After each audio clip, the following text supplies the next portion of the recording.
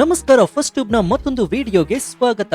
ದಿಲ್ಲಿ ಸ್ಫೋಟದ ತನಿಖೆ ಈಗ ಕೇವಲ ಒಂದು ಅಪರಾಧದ ಪ್ರಕರಣವಾಗಿ ಉಳಿದಿಲ್ಲ. ಇದು ಭಾರತದ ಭದ್ರತೆಯನ್ನು ಉರುಳಿಸಲು ಸಿದ್ಧವಾಗಿದ್ದಂತಹ ಒಂದು ಬೃಹತ್ ಮತ್ತು ತಾಂತ್ರಿಕ ಯುದ್ಧದ ಯೋಜನೆಯ ಅನಾವರಣವಾಗಿದೆ. ಉಗ್ರರ ಡೈರಿ ಮತ್ತು ಡಿಜಿಟಲ್ ಸಾಧನಗಳಿಂದ ಹೊರಬಿದ್ದಿರುವಂತಹ DCX ಮಿಷನ್ ನ ಸಂಪೂರ್ಣ ರೂಪುರೇಷೆ ಭಯಾನಕವಾಗಿದೆ. ದಿಲ್ಲಿಯ ಪ್ರಮುಖ ಪ್ರದೇಶಗಳನ್ನೇ ಗುರಿ ಮಾಡಿ ಡ್ರೋನ್ಗಳು, ರಾಕೆಟ್ಗಳು ಮತ್ತು ಕಾರ್ ಬಾಂಬ್ಗಳ ಬಹು ಆಯಾಮದ ದಾಳಿ ನಡೆಸಲು ಸ್ಕೆಚ್ ಅನ್ನು ಹಾಕಲಾಗಿತ್ತು. ಅಷ್ಟೇ ಅಲ್ಲದೆ ಬಿರಿಯಾನಿ ಮತ್ತು ದಾವದ್ ನಂತಹ ಕೋಡ್ ವರ್ಡ್ ಗಳನ್ನ ಬಳಸಿ ಸಂವಹನ ನಡೆಸ್ತಾ ಇದ್ದಂತಹ ಈ ಜಾಲ ದಾಳಿ ಮುಗಿದ ಬಳಿಕ ದಾವೂದ್ ಇಬ್ರಾಹಿಂ ಮಾದರಿಯಲ್ಲಿ ದೇಶ ಬಿಟ್ಟು ಪರಾರಿಯಾಗಲು ಪ್ಲಾನ್ ಮಾಡಿತ್ತು. ಆದ್ರೆ NIA ಕೃತಕ ಬುದ್ಧಿಮತ್ತೆ ಮತ್ತು ಬಿಗ್ ಡೇಟಾ ಅನಾಲಿಟಿಕ್ಸ್ ಬಳಸಿಕೊಂಡು ತಮ್ಮ ಕಾರ್ಯಾಚರಣೆಯ ವೇಗವನ್ನ ಗಿಯರ್ ಶಿಫ್ಟ್ ಮಾಡಿ ಈ ಪ್ಲಾನ್ ಅನ್ನ ಉಲ್ಟಾ ಮಾಡಿದೆ. ಕಣಿವೆಯಲ್ಲಷ್ಟೇ ಅಲ್ಲದೆ ಉತ್ತರ ಭಾರತದ 5 ರಾಜ್ಯಗಳಲ್ಲಿ 2000ಕ್ಕೂ ಹೆಚ್ಚು ವಿದ್ಯಾರ್ಥಿಗಳನ್ನ ವಶಕ್ಕೆ ಪಡೆದು ವಿಚಾರಣೆ ನಡೆಸಲಾಗ್ತಾ ಇದೆ. ಈ ಹೈ ಸ್ಪೀಡ್ ಕಾರ್ಯಾಚರಣೆ ದೇಶಾದ್ಯಂತ ವಿವಾದಕ್ಕೂ ಕೂಡ ಕಾರಣವಾಗಿದೆ. ಹಾಗಾದ್ರೆ ಉಗ್ರರ ಈ DCX ಮಿಷನ್ ನಲ್ಲಿ ಏನೆಲ್ಲ ಗುಪ್ತ ಯೋಜನೆಗಳಿದ್ವು? ಮೇಡಂ ಸರ್ಜನ್ ಪಾಸ್ಪೋರ್ಟ್ ಗೆ ಅರ್ಜಿ ಹಾಕಿದ್ದು ಯಾಕೆ? 2000 ಕಾಶ್ಮೀರಿ ಮುಸ್ಲಿಂ ವಿದ್ಯಾರ್ಥಿಗಳ ವಿಚಾರಣೆ ಸರಿಯಾ? ಭದ್ರತಾ ಸಂಸ್ಥೆಗಳು ಮಾಡ್ತಾ ಇರೋದು ಏನು? ಗೃಹ ಸಚಿವ ಅಮಿತ್ ಶಾ ಹೇಳಿದಂತೆ ಪಾತಾಳದಲ್ಲಿದ್ರೂ ಕೂಡ ಉಗ್ರರನ್ನ ಎಳೆದು ತರಲು ಸರ್ಕಾರ ಸಿದ್ಧವಾಗಿರುವಂತಹ ಆಪರೇಷನ್ ಸಿಂಧೂರ 2.0 ರಾತ್ರೋರಾತ್ರಿ ಚಾಲ್ತಿಗೆ ಬರುತ್ತಾ? ಈ ಎಲ್ಲ ಭಯಾನಕ ಸತ್ಯಗಳ ಸಂಪೂರ್ಣ ಮಾಹಿತಿಯನ್ನ ಇವತ್ತಿನ ಈ ವಿಡಿಯೋದಲ್ಲಿ ನೋಡೋಣ. ಆದ್ರೆ ಅದಕ್ಕೂ ಮುನ್ನ ಪ್ರಧಾನಿ ನರೇಂದ್ರ ಮೋದಿ ಅವರ ಸಾರಥ್ಯದಲ್ಲಿ ಭಾರತ ಬಲಿಷ್ಠವಾಗಿದೆ ಅಂತ ನಿಮ್ಗನ್ಸಿದ್ರೆ ಜೈ ಭಾರತ್ ಅಂತ ಕಮೆಂಟ್ ಮಾಡಿ ಹಾಗೂ ವಿಡಿಯೋಗೆ ಲೈಕ್ ಕೊಡಿ. ಜೊತೆಗೆ ಪಾಕ್ ಉಗ್ರರನ್ನ ಮಟ್ಟ ಹಾಕಲು ಮುಂದಿನ ಬಾರಿಯೂ ಪ್ರಧಾನಿಯಾಗಿ ನರೇಂದ್ರ ಮೋದಿ ಅವರೇ ಆಯ್ಕೆಯಾಗಬೇಕು ಅಂತ ನಿಮ್ಗನ್ಸಿದ್ರೆ ಜೈ ಮೋದಿ ಅಂತ ಕಮೆಂಟ್ ಮಾಡಿ.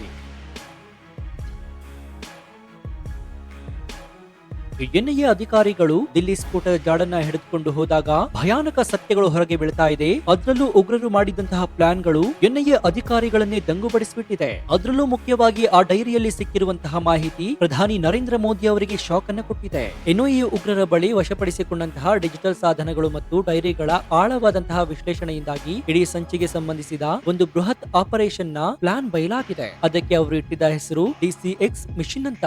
DCX ಮಿಷನ್ ಅನ್ನುವುದು ಕೇವಲ ಒಂದು ದಾಳಿಯಲ್ಲ, ಬದಲಿಗೆ ಭಯೋತ್ಪಾದಕರ ಕಾರ್ಯಾಚರಣೆಯ ಪ್ರತಿಯೊಂದು ಹಂತವನ್ನು ಒಳಗೊಂಡಂತಹ ಒಂದು ಸಮಗ್ರ ರೂಪುರೇಷೆ ಆಗಿತ್ತು. ಅದರಲ್ಲಿ ಮೊದಲನೆಯದ್ದು ಟಾರ್ಗೆಟ್ ಸೆಲೆಕ್ಷನ್. ದಿಲ್ಲಿಯ ರಾಜಕೀಯ, ಆರ್ಥಿಕ ಮತ್ತು ಧಾರ್ಮಿಕ ಕೇಂದ್ರಗಳನ್ನ ಒಳಗೊಂಡಂತೆ ಸೂಕ್ಷ್ಮ ಪ್ರದೇಶಗಳ ಪಟ್ಟಿಯನ್ನ ತಯಾರಿಸುವುದು. ಇನ್ನು ಎರಡನೆಯದಾಗಿ ರಿಕ್ರೂಟ್ಮೆಂಟ್ ಮತ್ತು ತರಬೇತಿ. ಆಪರೇಷನ್ ಅಂದಾಜ್ ಮೂಲಕ ಮಹಿಳೆಯರು ಮತ್ತು ಡ್ರೋನ್ ರಾಕೆಟ್ ತಂತ್ರಜ್ಞರನ್ನ ಒಳಗೊಂಡಂತೆ ಹೊಸ ಸದಸ್ಯರನ್ನ ಸೇರಿಸಿಕೊಳ್ಳುವುದು. ಇನ್ನು ಮೂರನೆಯದಾಗಿ ಫಂಡ್ ಮೂವ್ಮೆಂಟ್. ಹವಾಲಾ ಮಾರ್ಗಗಳ ಮೂಲಕ ಪಾಕಿಸ್ತಾನದಿಂದ ಹಣವನ್ನ ಸುರಕ್ಷಿತವಾಗಿ ಭಾರತಕ್ಕೆ ತರುವುದು ಮತ್ತು ಅದನ್ನ ಸ್ಫೋಟಕ ಸಾಮಗ್ರಿಗಳ ಖರೀದಿಗೆ ಬಳಸೋದು. ಇನ್ನು ನಾಲ್ಕನೆಯದಾಗಿ ಸೇಫ್ ಕಮ್ಯುನಿಕೇಶನ್. ಬಿರಿಯಾನಿ, ದಾವತ್ ಮತ್ತು ಇತರ ಕೋಡ್ ವರ್ಡ್ ಗಳನ್ನ ಬಳಸಿ ಎನ್ಕ್ರಿಪ್ಟೆಡ್ ಆಪ್ ಗಳ ಮೂಲಕ ಗುಪ್ತವಾಗಿ ಸಂವಹನ ಮಾಡೋದು. ಇನ್ನು ಐದನೆಯದಾಗಿ ಎಕ್ಸಿಕ್ಯೂಷನ್. ಡ್ರೋನ್, ರಾಕೆಟ್ ಮತ್ತು ಕಾರ್ ಬಾಂಬ್ ಗಳ ಬಹು ಆಯಾಮಗಳ ದಾಳಿ ನಡೆಸೋದು. ಇದರಲ್ಲಿ ಅತ್ಯಂತ ಶಾಕಿಂಗ್ ಅಂಶವೇನೆಂದ್ರೆ ದಾಳಿ ಮಾಡಿದ ನಂತರ ಆ ಪ್ರಮುಖ ಸೂತ್ರಧಾರರು ದೇಶದಲ್ಲೇ ಉಳಿಯುವ ಉದ್ದೇಶ ಹೊಂದಿರಲಿಲ್ಲ.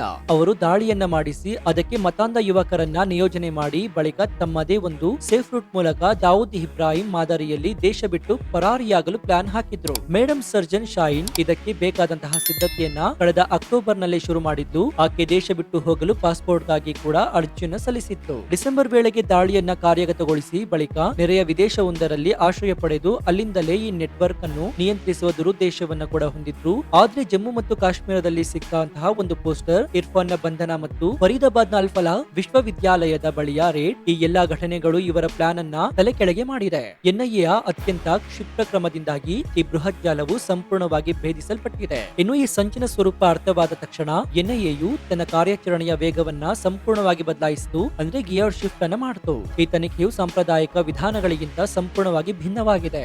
NIA ತನ್ನ ನ್ಯಾಷನಲ್ ಟೆರರ್ ಡೇಟಾ ಫ್ಯೂಷನ್ ಮತ್ತು ಅನಾಲಿಸಿಸ್ ಸೆಂಟರ್ ಅನ್ನ ಅತ್ಯಾಧುನಿಕ ಕೇಂದ್ರದ ಮೂಲಕ ಬಿಗ್ ಡೇಟಾ ಅನಾಲಿಟಿಕ್ಸ್ ಮತ್ತು ಕೃತಕ ಬುದ್ಧಿಮತ್ತೆಯನ್ನು ಬಳಸಿಕೊಂಡು ತನಿಖೆಯನ್ನು ನಡೆಸ್ತಾ ಇದೆ. ಇನ್ನು ಸಾವಿರಾರು ಫೋನ್ ಕರೆಗಳು, ಎನ್ಕ್ರಿಪ್ಟೆಡ್ ಚಾಟ್ಗಳು, ಹಣಕಾಸು ವಹಿವಾಟುಗಳು ಮತ್ತು ಸಾಮಾಜಿಕ ಮಾಧ್ಯಮದ ಲಿಂಕ್ ಗಳನ್ನ ಕ್ಷಣಾರ್ಧದಲ್ಲಿ ವಿಶ್ಲೇಷಿಸಲಾಗ್ತಾ ಇದೆ. ಇನ್ನು ಈ ವೈಟ್ ಕಾಲರ್ ಉಗ್ರರು ಡಿಜಿಟಲ್ ವೇದಿಕೆಯನ್ನು ಬಳಸೋದ್ರಿಂದ NTDF AC ಈ ಸಂಕೀರ್ಣ ಕೋಡ್ ವರ್ಡ್ ಗಳನ್ನ ಮತ್ತು ಜಾಲದ ನಡುವಿನ ಗುಪ್ತ ಸಂಪರ್ಕಗಳನ್ನ ಗುರುತಿಸುವಲ್ಲಿ ಯಶಸ್ವಿಯಾಗಿದೆ. ಇನ್ನು ತನಿಖೆ ಗಂಭೀರತೆಯನ್ನು ಪಡೆದ ನಂತರ NIA, CIK ಮತ್ತು ಸ್ಥಳೀಯ ಪೊಲೀಸರ ಸಹಯೋಗದೊಂದಿಗೆ ದೇಶಾದ್ಯಂತ ಆಪರೇಷನ್ ಥಂಡರ್ ಸ್ಟಾರ್ಮ್ ಮಾದರಿಯ ದಿಗ್ಬಂಧನವನ್ನ ಆರಂಭಿಸಿದೆ. ಶ್ರೀನಗರ, ಬಡ್ಗಾಮ್, ಕುಲ್ಗಾಮ್ ಜಿಲ್ಲೆಗಳಲ್ಲಿ ಕೌಂಟರ್ ಇಂಟೆಲಿಜೆನ್ಸ್ ಕಾರ್ಯಾಚರಣೆಗಳು ಆರಂಭವಾಗಿದ್ದು ಆಗಿದೆ. ಪಾಕಿಸ್ತಾನಕ್ಕೆ ಗುಪ್ತಚರ ಮಾಹಿತಿ ಒದಗಿಸ್ತಾ ಇದ್ದಂತಹ ಸ್ಥಳೀಯ ಸಹಚರರನ್ನ ಗುರುತಿಸಿ ಎತ್ತಾಕೊಂಡು ಬರಲಾಗಿದೆ. ಉಗ್ರರಿಗೆ ಸಹಾನುಭೂತಿ ತೋರಿಸ್ತಾ ಇದ್ದವರು ಮತ್ತು ಲಾಜಿಸ್ಟಿಕ್ಸ್ ಬೆಂಬಲ ನೀಡುತ್ತಾ ಇದ್ದವರು ಯಾರೇ ಇದ್ರೂ ಕೂಡ ಸಣ್ಣ ಅನುಮಾನ ಬಂದ್ರು ಅವರನ್ನ ಹಿಡಿದು ವಿಚಾರಣೆಗೊಳಪಡಿಸಲಾಗ್ತಾ ಇದೆ. ಕ್ಲಿಯರೆನ್ಸ್ ಇಲ್ಲದೆ ಮುಂದೆ ಹೋಗುವುದಿಲ್ಲ ಎಂಬುದು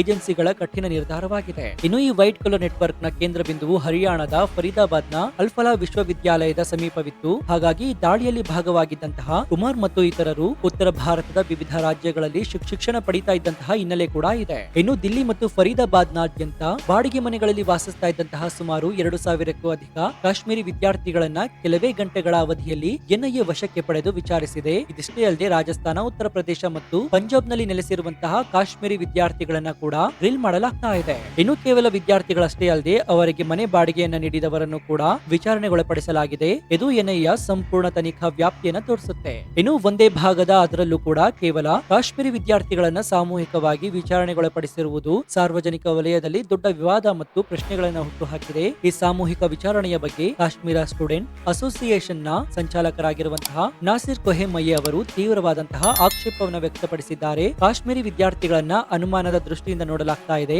ಅವರನ್ನ ಬಾಡಿಗೆ ಮನೆಗಳಿಂದ ಬಲವಂತವಾಗಿ ಹೊರ ಹಾಕಲಾಗ್ತಾ ಇದೆ. ಈ ರೀತಿ ಮಾಡ್ತಾ ಇರೋದ್ರಿಂದ ವಿದ್ಯಾರ್ಥಿಗಳು ಭಯಭೀತರಾಗಿದ್ದು ಅದು ಕಣಿವೆಯ ಜನರ ಮನಸ್ಥಿತಿಯಲ್ಲಿ ಅಸಮಾಧಾನವನ್ನ ಸೃಷ್ಟಿಸಬಹುದು ಅಂತ ಅವರು ಹೇಳಿದ್ದಾರೆ. ಇನ್ನು ಈ ವಿರೋಧವು ಮಾನವ ಹಕ್ಕುಗಳ ದೃಷ್ಟಿಕೋನ ಮತ್ತು ಸಮುದಾಯದ ಭಾವನೆಗಳ ನೆಲೆಯಲ್ಲಿ ಕೂಡ ಮಹತ್ವವನ್ನು ಪಡೆಯುತ್ತೆ. ಆದ್ರೆ ಈ ವಿರೋಧದ ನಡುವೆಯೂ ಕೂಡ ತನಿಖಾ ಏಜೆನ್ಸಿಗಳು ತಮ್ಮ ನಿಲುವಿನಲ್ಲಿ ಯಾವುದೇ ರಾಜಿಗೆ ಸಿದ್ಧವಿಲ್ಲ.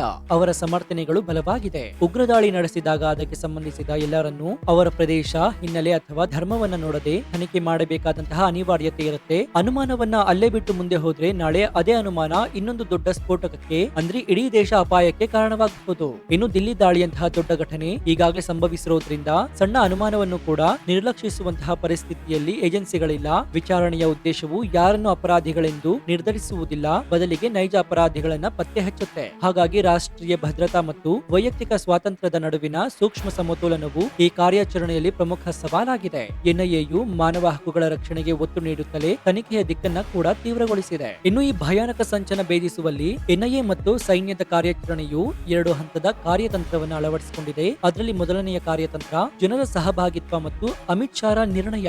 ಕಣಿವೆ ಜನರ ಮನಸ್ಸಿನಲ್ಲಿ ಮೂಡಬಹುದಾದಂತಹ ಅಸಮಾಧಾನವನ್ನ ತಗ್ಗಿಸಲು ಮತ್ತು ಅವರ ವಿಶ್ವಾಸವನ್ನ ಗೆಲ್ಲಲು ಭದ್ರತಾ ಏಜೆನ್ಸಿಗಳು ಹೊಸ ಮಾರ್ಗವನ್ನು ಅನುಸರಿಸ್ತಾ ಇವೆ. ಈ ಕಾರ್ಯಾಚರಣೆಯು ಕೇವಲ ಸರ್ಕಾರದ ಏಜೆನ್ಸಿಗಳ ಕೆಲಸವಲ್ಲ, ಬದಲಿಗೆ ಕಾಶ್ಮೀರಿಗಳು ಇದರಲ್ಲಿ ಸೇರಿಕೊಳ್ಳಬೇಕು ಎಂದು ಸಾರ್ವಜನಿಕರಿಗೆ ಕರೆ ನೀಡಲಾಗಿದೆ. ಉಗ್ರರ ಬಗ್ಗೆ ಖಚಿತ ಮಾಹಿತಿಯನ್ನ ನೀಡಿದಂತಹ ಪ್ರತಿಯೊಬ್ಬರಿಗೂ ಕೂಡ ತಕ್ಷಣವೇ 5 ಲಕ್ಷ ರೂಪಾಯಿಗಳ ಬೃಹತ್ ಬಹುಮಾನವನ್ನ ಘೋಷಿಸಲಾಗಿದೆ. ಈ ಮೂಲಕ ಭಯೋತ್ಪಾದಕರ ವಿರುದ್ಧದ ಹೋರಾಟವನ್ನ ಜನರ ಕೈಗೆ ನೀಡುವಂತಹ ಪ್ರಯತ್ನ ಮಾಡಲಾಗಿದೆ. ಅನುಮಾನ ಬಂದ ಪ್ರತಿ ಹಳ್ಳಿಗೂ ಸೇನೆ ಮತ್ತು ಏಜೆನ್ಸಿಗಳು ಹೋಗಿ ಸ್ಥಳೀಯರಿಂದಲೇ ಮಾಹಿತಿಯನ್ನ ಕಲೆ ಹಾಕ್ತಾ ಇದೆ. ಇನ್ನು ದೇಶದ ಗೃಹ ಮಂತ್ರಿ ಅಮಿತ್ ಶಾ ಅವರು ಈ ತನಿಖೆ ಮತ್ತು ದಾಳಿಗೆ ಸಂಬಂಧಿಸಿದಂತೆ ನೀಡಿದಂತಹ ಹೇಳಿಕೆಯು ಕೇಂದ್ರ ಸರ್ಕಾರದ ನಿರ್ಣಾಯಕ ನಿಲುವನ್ನ ಸ್ಪಷ್ಟಪಡಿಸಿದೆ. ನರಕದಲ್ಲೇ ಇದ್ದರೂ ಕೂಡ, ಪಾತಾಳದಲ್ಲಿದ್ದರೂ ಕೂಡ ಆ ಉಗ್ರರನ್ನ ಎಳೆದುಕೊಂಡು ಬಂದು ಕಠಿಣ ಶಿಕ್ಷೆಯನ್ನು ನೀಡ್ತೀವಿ. ದಿಲ್ಲಿ ದಾಳಿಗೆ ಪ್ರತೀಕಾರವನ್ನ ಖಂಡಿತ ತೀರಿಸ್ತೇವೆ. ಈ ಹೇಳಿಕೆಯು ಕೇಂದ್ರ ಸರ್ಕಾರವು ಈ ಬಾರಿ ಯಾವುದೇ ರೀತಿಯ ರಾಜಿಗೆ ಸಿದ್ಧವಿಲ್ಲ ಮತ್ತು ಗಡಿಯಾಚೆಗಿನ ಪ್ರಾಯೋಜಕರಿಗೆ ಸ್ಪಷ್ಟ ಸಂದೇಶವನ್ನು ರವಾನಿಸಿದೆ. ಇನ್ನು ಎರಡನೇ ಕಾರ್ಯತಂತ್ರ ಆಪರೇಷನ್ ಸಿಂಧೂರ್ 2.0 ಲೋಡಿಂಗ್. ತನಿಖೆಯು ಪಾಕಿಸ್ತಾನ ಮೂಲದ ಜೈಷ್ ಎ ಮೊಹಮ್ಮದ್ ನ ಕೈವಾಡ ಮತ್ತು ಮಸೂದ್ ಅಜಾರ್ನ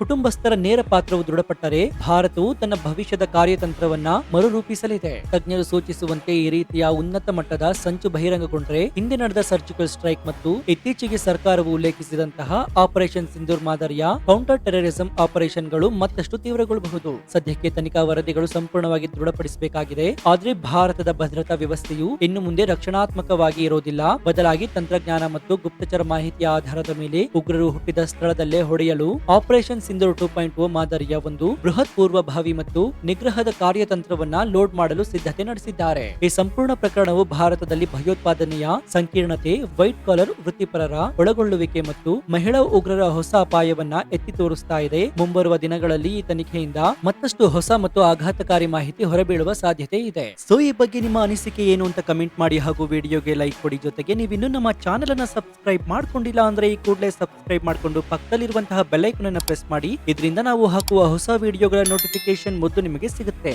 ಇದಾಗಿತ್ತು ಈ ಕ್ಷಣದ ವಿಶೇಷ. ನೋಡ್ತಾ ಇರಿ ಫಸ್ಟ್ ಟ್ಯೂಬ್ ಕನ್ನಡ. ಧನ್ಯವಾದ.